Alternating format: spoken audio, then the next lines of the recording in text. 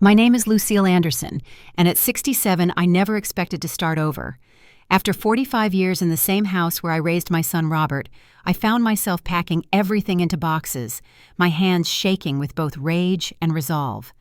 The family dinner last Sunday changed everything when my daughter-in-law Heather uttered those cruel words, "This old hag only adds to our medical bills." What followed was a silence so profound it seemed to swallow the entire room. Before you continue with my story, let me know where you're watching from and hit that like button. I always thought my golden years would be spent surrounded by family, watching grandchildren grow up in the home where I had created so many memories. Life had other plans. After my husband George passed away 7 years ago, I adjusted to widowhood with as much grace as I could muster. As a retired nurse with 40 years of service at Memorial Hospital, I had a decent pension and our mortgage-free home. I was financially stable and independent, just how George and I had planned. My son Robert was my pride and joy. From the moment he was born, we shared a special bond. I can still picture him at 5 years old sitting on the dock with his little fishing rod determined to catch the biggest fish in the lake. Every Sunday morning, rain or shine, we would head to Lake Willow for our fishing adventure. Even as a single mother after George's accident, I never missed those Sundays. Robert would talk about school friends and his dreams while we waited for the fish to bite. I worked 2 nursing jobs to put him through college, often taking night shifts so I could attend his basketball games during the day. When Robert introduced me to Heather 5 years ago, I was thrilled to see my son so happy. She was smart, ambitious, and worked as a marketing executive at a prestigious firm. Their wedding day was one of the happiest of my life. I remember dancing with Robert, both of us teary-eyed as he whispered, "Dad would be so proud of us, Mom." The trouble began gradually after they struggled to find affordable housing in our increasingly expensive city. I suggested a solution that seemed perfect at the time. I would sell my house and contribute the proceeds toward a larger home where we could all live. The arrangement made financial sense. I would have my own bedroom and bathroom on the first floor, contribute to household expenses, and help with future grandchildren. Robert and Heather seemed genuinely grateful for the offer. "Mom, this is perfect," Robert had said. "We can take care of each other, and you can save even more for retirement." I sold my home of 45 years and gave them $100,000 as a down payment for our new shared house, with the understanding that I was co-owner, though most paperwork was handled by Robert. The remaining money from my house sale went into my retirement fund. We moved in together 2 years ago, and for the first few months everything seemed fine. Looking back, I should have noticed the warning signs. Heather would make comments about the way I loaded the dishwasher or how long I spent in the shared laundry room. She began to exclude me from dinner plans, forgetting to let me know when they were eating out. Robert noticed these tensions but always played peacemaker. "She's just adjusting to having someone else in our space," he would say. "Give her time." I tried my best to build a relationship with Heather. I taught her my family recipes, including George's favorite pot roast. I respected their privacy, always knocking before entering common areas if they were having time together. I even joined a book club that met on Fridays so they could have the house to themselves one evening a week. Things took a turn when I experienced some heart palpitations last winter. After a brief hospitalization, I was diagnosed with atrial fibrillation. It was manageable with medication, but the 3-day hospital stay resulted in some bills that my insurance didn't fully cover. Robert insisted on helping with the remaining $3,000, despite my protests that I could handle it from my savings. "We're family, Mom. This is what families do," he had said. After that, I noticed Heather's demeanor toward me growing colder. She would sigh loudly when I mentioned any health concerns. When I offered to increase my monthly contribution to household expenses from $800 to $1,000, she accepted without discussion or gratitude. My sister Margaret noticed the change too during her monthly visits. "Lucille, something isn't right here," she told me during one of our private walks around the neighborhood. "You're walking on eggshells in your own home." I dismissed her concerns. Every family has adjustments. Robert's happy, and that's what matters. Despite the growing tension, I continued my contributions to the household. I handled most of the grocery shopping and cooking. I kept the first floor clean and maintained the garden that provided fresh vegetables for our meals.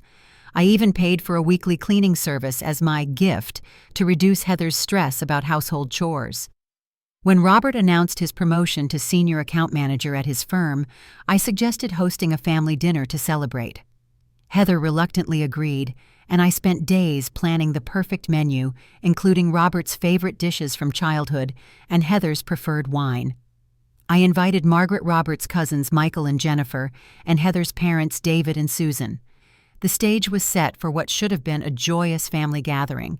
Instead, it became the breaking point of our fragile family dynamic. The day of the dinner arrived with perfect early autumn weather. I had been up since 6 a.m. preparing the homemade rolls that Robert loved since childhood. The house filled with delicious aromas as I roasted a prime rib, prepared scalloped potatoes, and baked an apple pie with fruit from our garden. I had even created a special centerpiece with photos celebrating moments from Robert's career. By 5 p.m., the dining room table was set with the good china that had been a wedding gift from my mother. I had polished the silverware until it gleamed and arranged fresh flowers from the garden. When I stepped back to survey my work, I felt a surge of pride. Despite the tensions with Heather, I was determined to make this evening special for my son. Margaret arrived first, bringing a bottle of champagne and her warm, reassuring presence. She helped me with the finishing touches while we caught up on family news. "You've outdone yourself, Luce," she said, using her childhood nickname for me. "Robert is lucky to have you." Robert's cousins Michael and Jennifer arrived next with their spouses, followed shortly by Heather's parents. David and Susan Thompson were always cordial, if somewhat reserved. Susan complimented the table setting, while David engaged Robert in conversation about his promotion. Heather was the last to arrive, having gone to the salon that afternoon. She entered wearing a new dress and barely acknowledged the hours of preparation I'd put into the evening. "The house smells like a restaurant kitchen," she commented, opening windows despite the evening chill. Dinner began pleasantly enough as we toasted Robert's success. The conversation flowed around the table, touching on neighborhood news, Jennifer's new baby, and Michael's recent vacation to Arizona. I noticed Heather becoming increasingly quiet as family stories were shared, particularly those involving Robert's childhood. "Remember when you won that science fair with the volcano model?" I asked Robert. "Your father stayed up all night helping you get the eruption just right. Mom made sure we didn't burn down the house." Robert laughed, reaching over to squeeze my hand affectionately. The mood shifted when Susan asked about our living arrangements. "How is everyone adjusting to sharing the house?" she asked, looking between Robert, Heather, and me. Robert quickly answered, "It's working out great. Mom's been a tremendous help with everything." I added, "I'm just happy to be close to family, and I've been setting aside some money each month for future grandchildren's college funds." I smiled hopefully at Robert and Heather. The temperature in the room seemed to drop 10 degrees. Heather's knuckles whitened around her wine glass. David, perhaps sensing the tension, changed the subject to retirement planning.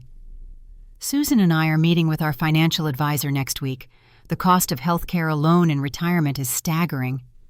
"Tell me about it," Michael chimed in. "My parents are spending nearly a third of their retirement income on medical expenses." That's when it happened. Heather, who had been silently seething, suddenly slammed her glass down. "Speaking of medical expenses," she said, her voice sharp enough to cut through the conversation like a knife, "this old hag only adds to our medical bills. We're spending money we don't have because she can't take care of herself." The room fell completely silent. Margaret's fork clattered against her plate. Jennifer covered her mouth in shock. Robert froze his face, draining of color. I felt as though I'd been physically struck. The room seemed to spin slightly as the cruel words echoed in my ears. In all my 67 years, I had never been spoken to with such contempt, especially not in my own home at my own table. Somehow, I managed to maintain my composure. Years of nursing had taught me to stay calm in crisis. I slowly placed my napkin beside my plate and looked directly at Heather. "I believe I've contributed significantly more to this household than I've taken," I said quietly. Robert finally found his voice, though it was weak and wavering. "Heather, that's not fair. Mom has helped us tremendously." "Fair," Heather snapped. "What's not fair is having to consider someone else's medical problems when we're trying to start our own family. What's not fair is having a third wheel in our marriage." Susan reached for her daughter's arm. "Heather, that's enough." The remainder of the dinner was excruciating. Conversation came in awkward spurts between long stretches of uncomfortable silence. Margaret tried valiantly to revive the mood by asking about Jennifer's baby, but the damage was done. Guests began making excuses to leave immediately after dessert was served. As they were leaving, Margaret squeezed my hand and whispered, "Call me tomorrow." Her eyes communicated what she couldn't say aloud. This situation was untenable. After the guests departed, Heather offered what could barely be called an apology. "I shouldn't have said that in front of everyone," she said, emphasizing the last two words, as if speaking privately would have made her comment acceptable. Robert stood beside her, his arm around her waist. "Mom, you know how stressful work has been for both of us. Heather didn't mean it." But the look in Heather's eyes told a different story. She had meant every word, and now the truth of how she saw me hung in the air between us, impossible to take back or ignore. As I washed dishes alone in the kitchen, I could hear them arguing in hushed tones upstairs. Not once did Robert come down to check on me or offer a genuine apology. The son who had once promised to always take care of me was now complicit in my humiliation. That night, as I lay in bed staring at the ceiling, I realized that something fundamental had broken in our family, and I wasn't sure it could ever be repaired. Sleep eluded me that night as Heather's words replayed in my mind like a cruel record. "This old hag only adds to our medical bills." Each repetition was a fresh wound. I stared at the shadows on my ceiling cast by the streetlight, filtering through my curtains, the same pattern I'd watched for 2 years in this room that never quite felt like mine. Memories flooded in as I lay there. I remembered the night Robert was born, how I'd counted his tiny fingers and toes in wonder. The time he fell from his bicycle at age 8, and I worked an extra shift to pay for the ER visit. The pride in his eyes when he was accepted to college, and how he had hugged me tight, saying, "We did it, Mom." I had worked night shifts at the hospital, then picked up daytime private nursing jobs to ensure he could pursue his education without crippling debt. After George died in that terrible construction accident, I'd somehow found the strength to continue to be both mother and father to our teenage son. We had grieved together, healed together, or so I thought. Where was that son now, the one who had promised at his father's funeral that he would always take care of me? How could he stand silently while his wife reduced me to a financial burden, a hag whose only contribution was medical bills? Around 4 a.m., I gave up on sleep and quietly made my way to the kitchen for tea. In the stillness of the early morning, I opened my financial records on my tablet. There, in black and white, was the reality of my contributions, $100,000 from my house sale as down payment for this house. Monthly contributions of $800 recently increased to $1,000. Grocery expenses averaging $400 monthly. The cleaning service at $160 weekly. Property tax contributions, holiday gifts, family vacation contributions. The numbers told a story very different from Heather's narrative. Far from being a financial burden, I had significantly subsidized their lifestyle. The medical expenses that had so offended her were a one-time $3,000 that Robert had insisted on helping with despite my protests. When morning finally came, I heard Robert preparing for work. I steeled myself and went to find him determined to have a conversation before he left. "Robert, we need to talk about what happened last night," I said, my voice steadier than I felt. He sighed, checking his watch. "Mom, I know Heather was out of line, but she's been under so much pressure at work. The Jenkins account has been a nightmare, and her boss is demanding impossible deadlines." "That doesn't excuse how she spoke to me," I replied, "especially not in our home in front of family." "Our home," he repeated, emphasizing the word slightly. "That's part of the problem, Mom. Heather feels like she doesn't have her own space. Maybe if you could try to be more invisible sometimes." I stared at my son, shocked by his suggestion. Invisible, in my own home. "You know what I mean?" he said, growing frustrated. "Look, I need to get to work. Maybe you could apologize to Heather for creating tension. She feels like you're always watching and judging her." "Apologize," I whispered, hardly believing what I was hearing. "Just to keep the peace, Mom. Family is about compromise, right? That's what you always taught me." As he kissed my cheek and rushed out the door, I stood frozen in the kitchen.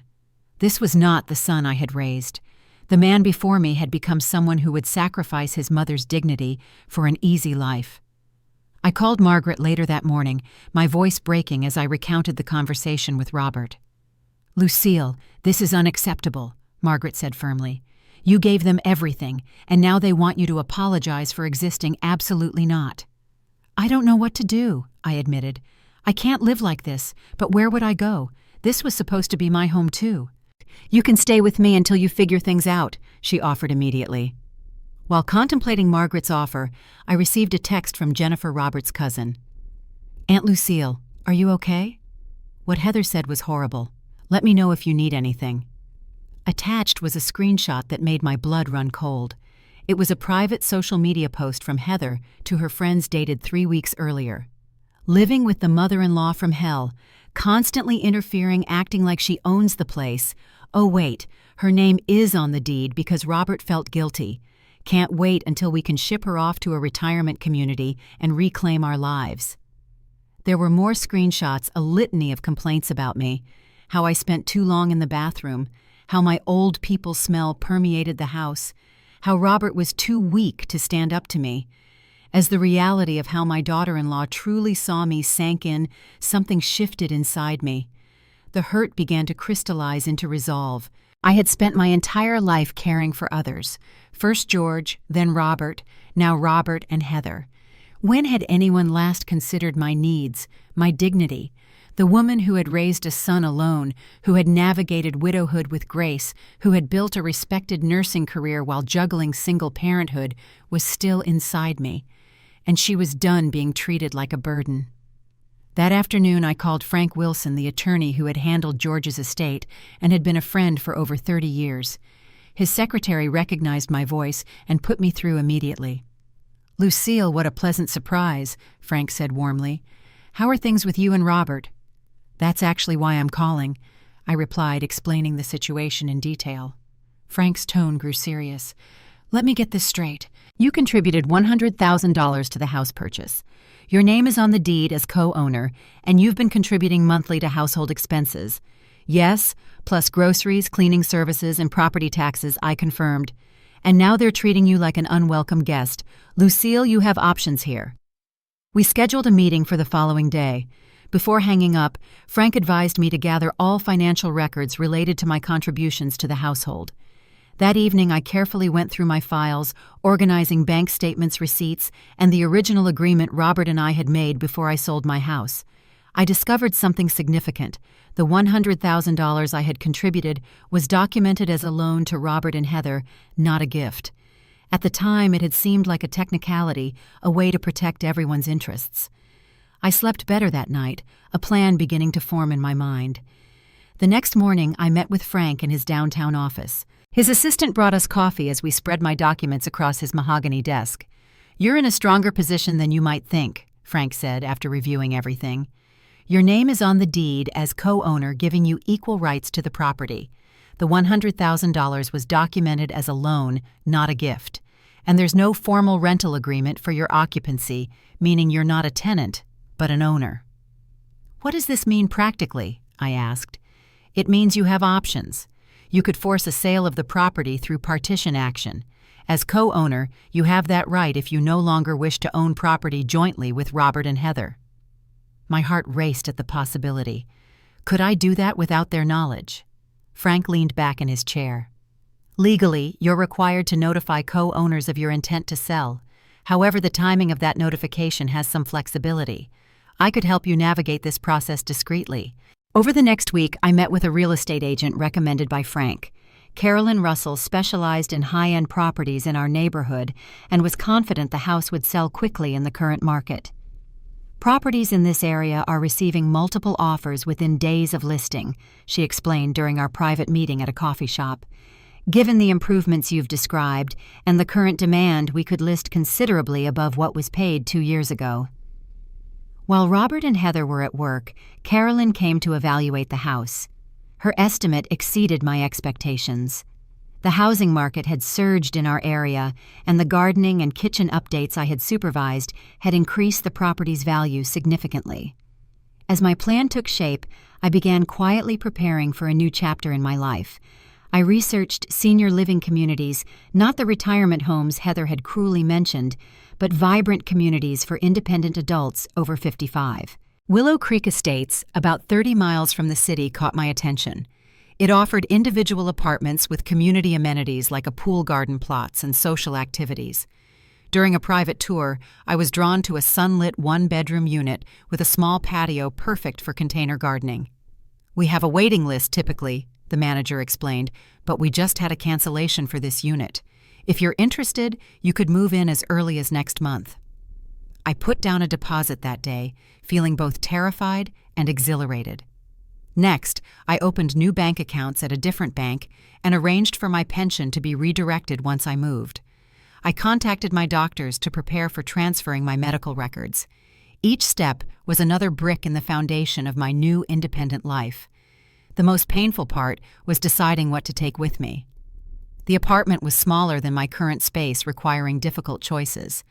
I walked through my bedroom cataloging my possessions: my wedding photo with George, the handmade quilt from my grandmother, the collection of seashells Robert and I had gathered during beach vacations. Some nights doubt crept in. Was I overreacting? Should I try harder to make peace with Heather? But then I would remember the contempt in her eyes, the screenshots of her complaints, and Robert's suggestion that I should apologize and become invisible.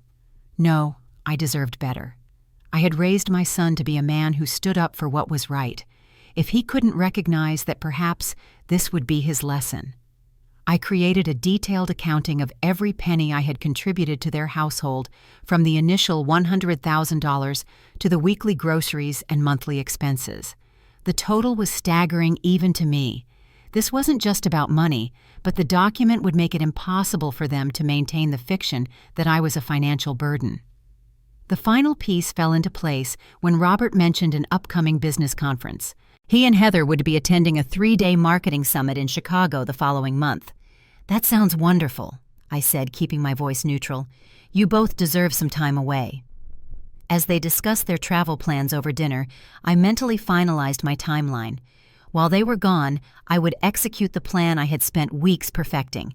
After 2 years of feeling increasingly unwelcome in what was supposed to be my home, too, I was reclaiming my independence, my dignity, and my future. The day Robert and Heather left for their conference dawned bright and clear. I woke early, my stomach in knots, but my determination unwavering. I hugged Robert goodbye, memorizing the feeling of embracing my son, unsure when I would do so again. "Have a great trip," I said warmly. "Don't worry about anything here." If he noticed anything unusual in my demeanor, he didn't mention it. Heather barely looked at me as they loaded their luggage into the taxi. As soon as their taxi disappeared around the corner, I sprang into action. The moving company arrived precisely at 9 a.m. as scheduled. 2 young men, Tyler and Marcus, worked efficiently under my direction. "Just these items marked with blue stickers," I explained, showing them through the house. "Everything else stays." I had spent weeks discreetly marking my possessions, choosing carefully what to take to my new life. My clothes and personal items, the quilt my grandmother had made, select family photos including my favorites of George and young Robert, my collection of classic novels, the small antique desk that had belonged to my mother. As the movers carefully wrapped and loaded my treasures, I walked through each room saying silent goodbyes to the space I had helped create but never truly belonged in. The kitchen where I had prepared countless meals, the garden where I had nurtured tomatoes and herbs, the living room where I had hoped to rock future grandchildren. By noon, the moving truck was loaded and headed toward my new apartment at Willow Creek Estates, where Margaret would meet them to supervise the unloading. I remained behind to complete the next phase of my plan. At 1 p.m., I met Carolyn, the real estate agent, and Frank at a coffee shop near the house. Frank had prepared all the necessary paperwork for listing the house for sale. "Are you absolutely certain about this, Lucille?" Frank asked one final time. "Once we proceed, there's no turning back without significant complications." I took a deep breath and nodded. "I'm certain. I deserve to be treated with respect, not as a burden." With steady hands, I signed the listing agreement. Carolyn promised to have photographers at the house that afternoon and the listing live by evening. "In this market, I expect multiple offers within days," she assured me. She was right. By the time I was settling into my new apartment that evening, the listing had gone live with professional photos highlighting the home's best features. The next morning, Carolyn called with exciting news. "We already have 5 showing requests and 2 sight-unseen offers," she reported. "One is an all-cash offer at $15,000 above asking price." Within 48 hours, we had accepted the cash offer with a rapid closing timeline. The buyers, a young professional couple relocating for work, were eager to close as quickly as possible. Meanwhile, I was adapting to my new surroundings. Willow Creek Estates was everything the brochures had promised. My apartment was flooded with natural light, its walls freshly painted in the soft blue I had selected. Margaret had helped arrange my furniture, creating a cozy, dignified space that already felt more like home than the house I had shared with Robert and Heather. "You look different, Luce," Margaret observed as we unpacked my kitchen items. "More yourself, somehow." I realized she was right. The weight of constantly monitoring my words' movements and very presence had lifted. For the first time in years, I could simply exist without apologizing. The closing on the house happened with remarkable speed, facilitated by the cash offer and Frank's efficient handling of the paperwork. My share of the proceeds was substantial, providing an additional cushion to my already secure retirement funds. Through it all, I kept my phone turned off, disconnecting from social media, where I might encounter Robert or Heather's attempts to contact me. I wasn't ready for that confrontation yet. Instead, I left detailed instructions with Frank about how to handle their inevitable questions. On my 4th night in the new apartment, as I arranged my small collection of seashells on a windowsill, I allowed myself to fully feel the bittersweet mixture of grief and liberation. I had lost something precious, a dream of family togetherness in my later years, but I had regained something even more valuable, my self-respect. The following day, exactly when Robert and Heather would be returning from their conference, Frank called to inform me that the sale had officially closed. The new owners would take possession in 30 days. "They've been trying to reach you," he said gently. "Robert has called my office 7 times today." "Are you ready to give them my letter and the financial accounting?" I asked. "Yes, they're coming to my office at 3 p.m. Are you sure you don't want to be present?" I shook my head, though he couldn't see me.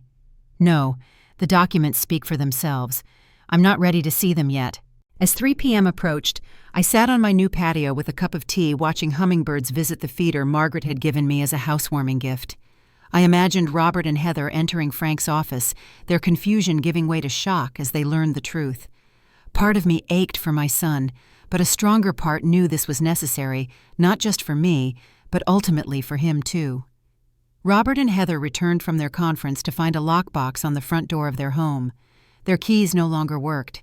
Confused and alarmed, Robert called my cell phone repeatedly, each call going straight to voicemail. Neighbors informed them that real estate agents had been showing the house while they were away. A sold sign now stood prominently in the front yard. After hours of frantic attempts to reach me, they received a call from Frank's office requesting their immediate presence. According to Frank's later account, they arrived in a state of barely controlled panic. "Where's my mother?" Robert demanded as they entered Frank's office. "What's going on with our house?" Frank maintained his professional demeanor. "Please sit down. I have some documents for you from Lucille." He presented them with the thick folder I had prepared. Inside was a detailed financial accounting of every contribution I had made to their household, from the initial $100,000 loan to the monthly expenses and improvements. Attached was a personal letter I had written to Robert. "The house has been sold," Frank informed them calmly. As co-owner, Lucille had the legal right to initiate this sale. The new owners will take possession in 30 days. Your options are to vacate by then or to purchase the property at the current market value, which is considerably higher than when you bought it 2 years ago. Heather's reaction was explosive. "She can't do this. We live there. She's just a co-signer to help us get the mortgage." Frank slid the property deed across his desk. "Actually, Mrs. Anderson is a full co-owner with equal rights to the property. Additionally, the $100,000 she provided was documented as a loan, not a gift, and has never been repaid." Robert, pale and shaken, opened my letter with trembling hands. "Dear Robert, by now you know that I have sold the house and moved out. This was not a decision I made lightly or in haste. For 2 years I have tried to be a contributing member of your household. I have cooked, cleaned, gardened, and financially supported our shared home. In return, I have been treated with increasing disrespect and resentment, culminating in being called an old hag who only adds to your medical bills. The attached financial records show the reality of my contributions. Far from being a burden, I have significantly subsidized your lifestyle. The one medical expense that so offended Heather was $3,000 that you insisted on helping with despite my protests. I raised you to respect others, to stand up for what's right, and to protect those you love. When Heather humiliated me at our family dinner, you failed to defend me. When I expressed my hurt, you suggested I should apologize to her and make myself invisible in my own home. I deserve better than this, Robert. And truthfully, you deserve better from yourself. I have moved to a place where I am welcomed and respected. Your share of the house proceeds will be held in escrow by Frank until you secure new housing. The loan of $100,000 is considered repaid through the sale. I will always love you. You are my son, and nothing can change that. But love without respect is incomplete, and I can no longer accept being treated as a burden to be tolerated rather than a person to be valued. When you are ready to speak with me with genuine understanding of how your actions and inactions have hurt me, I will be ready to listen. With love, Mom. According to Frank, Robert read the letter twice, then sat in silence while Heather continued to rage about legal action and her rights. What are our options, really? Robert finally asked, cutting through Heather's tirade. Frank explained that legally they had few recourses. The sale was legitimate and binding. Their choices were to vacate within 30 days or to purchase the house themselves at current market value. "And where is my mother now?" Robert asked quietly. "I'm not at liberty to disclose her location without her permission," Frank replied. "She has asked me to tell you that she is safe and well and will contact you when she's ready." In the days that followed, Robert left increasingly desperate messages on my voicemail. At first they were angry and accusatory. How could I do this to them? What were they supposed to do with only 30 days to find new housing? Gradually, the tone shifted to confused and hurt. By the second week, his messages had become apologetic and pleading. Heather's parents contacted me through Margaret, expressing their embarrassment over their daughter's behavior and offering a sincere apology. Susan's voice broke as she left a message saying, "We raised her better than this, Lucille. I'm so sorry for how she treated you."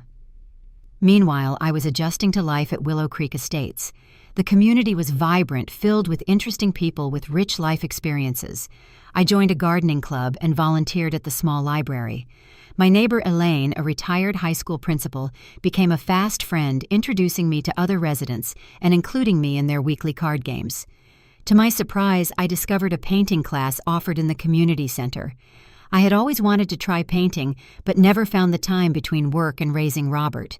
My first attempts were awkward, but the instructor, a former art teacher named Thomas, was patient and encouraging. "You have a good eye for color," he noted during my third class. Thomas, a widower of 5 years, had a gentle manner and infectious enthusiasm for art. We began having coffee after class, discussing everything from painting techniques to our shared love of mystery novels. As the weeks passed, I found myself smiling more, standing straighter, speaking with increasing confidence. The community provided something I had been missing for too long: respect for my experience and wisdom, enjoyment of my company, and appreciation for my contributions. 3 weeks after moving out, I received a hand-delivered letter from Robert. Unlike his voicemails, this was thoughtfully written, evidencing careful reflection. He acknowledged how deeply he had failed me by not standing up against Heather's disrespect. He wrote about painful conversations they had been having, how the incident had exposed serious problems in their marriage that they were now addressing in counseling. "I didn't realize until you were gone how much I had changed," he wrote. "I became someone who would sacrifice his own mother's dignity for an easy life. Dad would be so disappointed in me, and I'm disappointed in myself." He asked if we could meet just the two of us, whenever and wherever I felt comfortable. He closed by saying he would respect my decision either way. After careful consideration and a long conversation with Margaret, I texted Robert suggesting we meet at a neutral coffee shop halfway between our homes. The coffee shop I chose for our meeting was a quiet place with well-spaced tables allowing for private conversation. I arrived 15 minutes early, selecting a corner table where I could see the door. My hands trembled slightly as I arranged and rearranged the sugar packets in their container, a nervous habit from my nursing days. When Robert entered, I almost didn't recognize him. In just 3 weeks, he seemed to have aged years. There were new lines around his eyes, and he had lost weight. He scanned the room anxiously until our eyes met. The relief on his face was palpable. He approached hesitantly, as if afraid I might disappear. "Mom," he said, his voice catching. I gestured to the chair across from me. "Hello, Robert."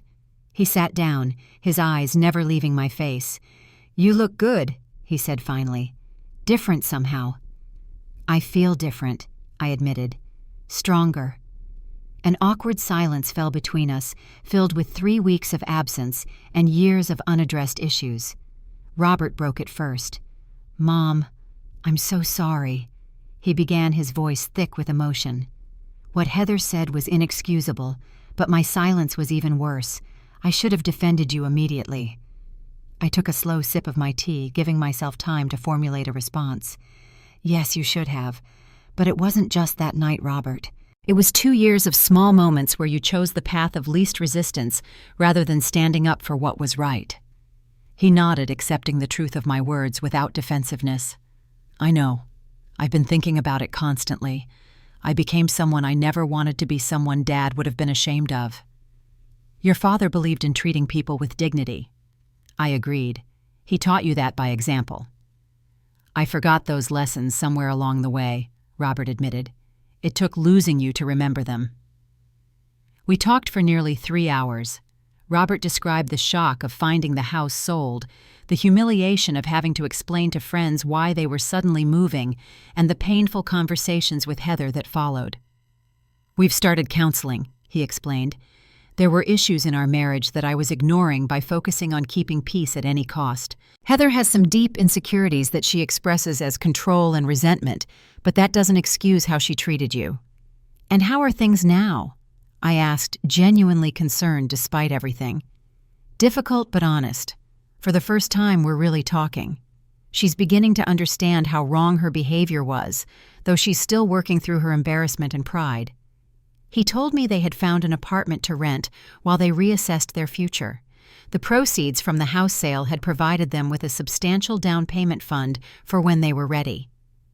"Ironically, we're financially better off because of how the market appreciated," he said with a sad smile. "But I'd trade every penny to undo the hurt we caused you." I reached across the table and took his hand. "I don't regret what I did, Robert. I needed to stand up for myself to show both of us that I deserve respect. But I am sorry for the abrupt way it happened. I was protecting myself the only way I knew how at the time." "You don't need to apologize, Mom. You did what any self-respecting person would do after being treated that way." He squeezed my hand. "I just wish I had been the son you deserved." "You still can be," I said softly. He looked up, hope flickering in his eyes. "Can we start again? I don't expect things to immediately go back to how they were, but I don't want to lose you from my life." I considered his question carefully. The hurt was still there, but so was love, and the recognition that healing could only come through rebuilding, not retreating. "Yes," I finally answered, "but with clear boundaries this time. I need you to understand that I've built a new life that I value. I'm not just waiting in the wings to re-enter yours." We agreed to weekly phone calls and a monthly lunch, just the two of us. Robert asked if he could see my new apartment, and I promised to consider it once our relationship was on firmer footing. As we prepared to leave, Robert hesitated. "Heather would like to apologize to you directly when you're ready. She's written you a letter." He pulled an envelope from his pocket. I accepted it, tucking it into my purse. "I'll read it, but I'm not ready to see her yet." "I understand. She does too, believe it or not." He stood awkwardly, clearly wanting to hug me, but unsure if it would be welcomed. I made the decision for him, standing and opening my arms. As we embraced, I felt the familiar shape of my son, the little boy who had once run to me for comfort, the young man I had raised alone, and now perhaps a man learning to become his better self again. "I love you, Mom," he whispered. "I'm so sorry I forgot what that really means." Later that evening, in the peace of my new home, I read Heather's letter. It was surprisingly thoughtful, acknowledging her cruelty and the jealousy that had fueled it. She wrote about her own difficult relationship with her mother and how she had projected those issues onto me. While not excusing her behavior, it helped me understand it, offering a path toward eventual forgiveness, even if reconciliation remained distant. 3 months later, I hosted a small dinner at my apartment. Robert came alone, bringing flowers and a framed photo of George and me from our 30th anniversary. Margaret and her husband joined us, along with my new friends Thomas and Elaine. The conversation flowed easily, filled with laughter and warmth. As I looked around at this unexpected new version of family, I realized that sometimes life's most painful ruptures create space for new growth. The dream I had of multi-generational living had shattered, but from those pieces a different kind of connection was emerging, one based on mutual respect rather than obligation. In standing up for myself, I had not only reclaimed my dignity, but had also given my son the opportunity to reclaim his integrity. That night, as we shared dessert on my small patio under string lights, Thomas had helped me hang. I felt a peace I hadn't experienced in years. I had learned perhaps the most important lesson of my life. It is never too late to teach others how to treat you with the respect you deserve. Have you ever had to make a difficult decision to protect your self-respect? I'd love to read your stories in the comments. If this journey resonated with you, please hit that like button and subscribe to hear more stories of resilience and renewal. Remember, standing up for yourself isn't selfish. It's necessary for genuine relationships to flourish. Thank you for listening to my story, and may you always find the courage to value yourself no matter your age.